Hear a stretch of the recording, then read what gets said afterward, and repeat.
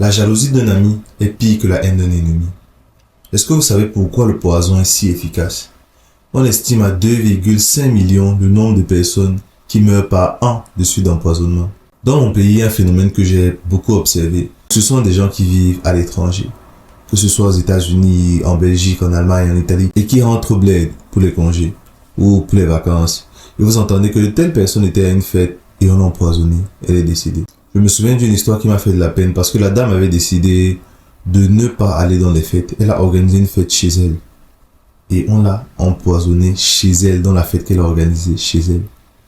La raison pour laquelle le poison est si efficace, c'est parce que si ton ennemi vient te donner à manger ou à boire lors d'un événement heureux, que ce soit ta soutenance, que ce soit ton mariage, que ce soit tes fiançailles, tu te dis non et en guise sous roche. Avec les ennemis, on est souvent très soupçonneux et très précautionneux.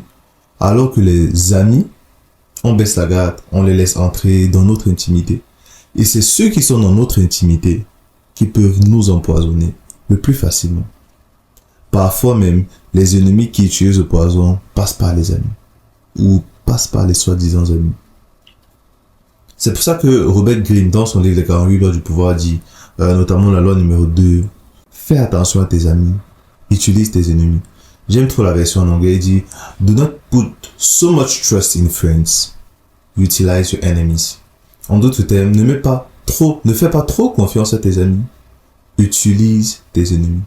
Et dans ce chapitre, il raconte l'histoire d'un roi byzantin, Michel III. Quand il était prince, avant d'être roi, il avait eu un problème en forêt et il s'est fait aider par un jeune homme qui maîtrisait l'art de manier les chevaux. Il était tellement reconnaissant envers le jeune homme que quand il est rentré, il a trouvé du travail au jeune homme dans l'écurie du palais. Et puis, quelques temps plus tard, le père de Michel III va se faire assassiner par son oncle, du moins par son frère, l'oncle de Michel. Et c'est comme ça que Michel va prendre le pouvoir, ou c'est comme ça que le pouvoir sera donné à Michel. Et quand il devient roi, il veut aussi élever son ami. Du coup, il va le nommer chef de l'écurie du palais. Son ami va commencer à lui souffler dans les oreilles que ton oncle qui a assassiné ton père, il a aussi l'intention de te faire assassiner. Donc, il faut qu'on se débarrasse de lui avant qu'il n'agisse. Et Michel va écouter son conseil. Il va faire assassiner son oncle qui était chef de l'armée. Et devinez qui va nommer à la place de son oncle? Son ami. Son ami va monter de plus en plus en puissance. Et c'est là que le roi va se rendre compte qu'il gère très mal l'argent du royaume. Donc, il va lui demander de rembourser toutes les dettes qu'il doit au royaume. Son ami lui dit non, je ne rembourse pas. Et à ce moment-là, il a compris que sa fin était proche. Donc, dans les jours qui vont suivre, il va se noyer dans l'alcool. Et quelques jours plus tard, il se fera assassiner par son ami sur son lit. À votre avis, pourquoi est-ce arrivé aussi facilement? Pour Robert Greene, la raison est simple. Les amis pensent qu'ils méritent toujours toutes les faveurs. C'est leur droit. En fait, que leurs amis ont le devoir de les donner certaines choses. Mais ce n'est pas toujours le cas. Parfois, plus on accède aux responsabilités, plus on doit rendre compte à certaines personnes. Ce qui fait que tu as des faveurs que tu dois accorder à ton ami, ou tu as des faveurs que tu peux accorder à tes amis. Mais il y a aussi des faveurs que tu dois accorder à d'autres personnes avec qui tu collabores. Il faut parfois faire la part des choses. Mais plus tu montes, et plus tes amis observent ça, certains, pas tous, et je dirais même que la plupart des amis sont vraiment sincères, mais certains parmi eux développent la jalousie. Et la jalousie est mortelle. C'est pour ça que Robert Greene dit: l'amitié n'est pas un critère de productivité dans le cadre professionnel ou le cadre des entreprises.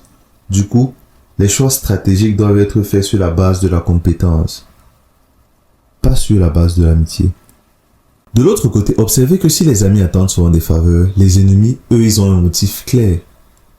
Si ton ennemi collabore avec toi, il le fait pour ses intérêts personnels. Il ne fait pas ça parce qu'il t'aime. Il ne t'aime pas. C'est pour ses intérêts personnels qu'il le fait. Et puisque tu sais que ce qui maintient ton ennemi à tes côtés, c'est ses intérêts, bien, il devient prévisible à tes yeux. Parce que tu sais que tant que ses intérêts sont là, il sera toujours avec moi. Mais avec les amis, c'est pas toujours évident. Parfois, ton ami n'est plus avec toi et tu ne sais pas. Parce qu'il continue de marcher avec toi. Parce qu'il continue de sourire avec toi. Et à ce stade-là, il devient l'ennemi que tu as laissé entrer dans ton intimité. Les amis savent être cachotiers. Green ajoute, gardez les amis pour l'amitié, mais travaillez avec les talentueux et les ambitieux. Un ennemi sera plus utile pour toi qu'un ami qui n'a rien à gagner. Et il dit, si tu n'as pas d'ennemis, trouve un moyen d'en créer. Les ennemis vous maintiennent en haleine, stratégique et respecté, tandis qu'une confiance aveugle en un ennemi vous rend vulnérable. Quand je lisais ce chapitre du livre Les 48 lois du pouvoir, j'ai pensé à Thomas Sankara et Blaise Compaoré. En fait, les deux étaient les meilleurs potes du monde.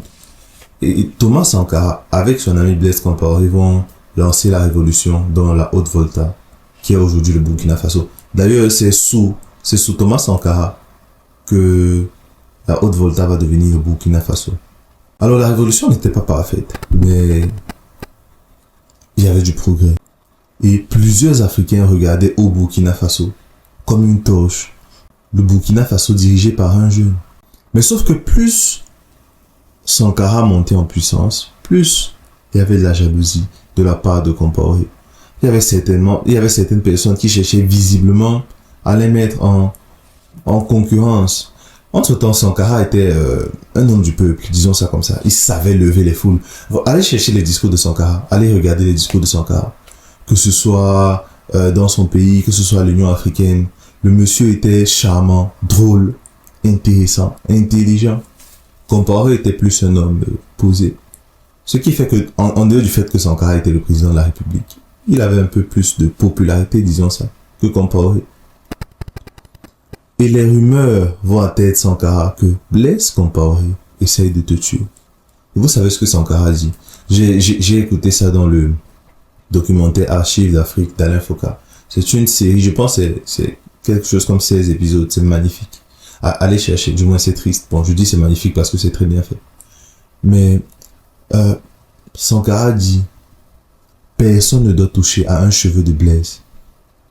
Si quelqu'un fait tomber un cheveu de Blaise, je le fais fusiller sur la place publique et je dépose ma lettre de démission. Donc, il savait qu'il y avait un complot qui se préparait de la part de son ami. Pourquoi est-ce qu'il n'a pas agi? Est-ce qu'il n'a pas cru? Est-ce qu'il a pensé qu'il était trop tard? En tout cas, il va se faire assassiner quelques jours plus tard, sous les ordres de Blaise Compaoré. Blaise Compaoré était au courant de cela. Quelque temps après, je pense 2 ou 3 jours après, il va prendre la parole à la chaîne nationale, tenir des propos ambigus envers son ami, comme quoi Sankara avait prévu de le tuer, lui, Compaoré. Mais bref, ce que je veux dire, c'est que c'était des meilleurs amis. C'était des meilleurs amis. On dit souvent que l'ennemi n'est jamais loin.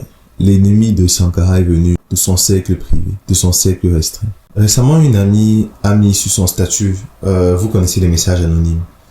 Elle a mis sur son statut, envoyez-moi des messages anonymes, je crois que ça s'appelle NGL. Ce n'était que sur WhatsApp, ce n'était pas sur Instagram ou sur d'autres plateformes, ce n'était que WhatsApp. Je vous assure, il y avait des messages de haine qui ne dit, des messages de haine impossibles. Donc des gens qui lui disaient, je vais te tuer, je vais t'empoisonner. Et ce qui est bizarre, c'est qu'il n'a que mis ça sur son WhatsApp.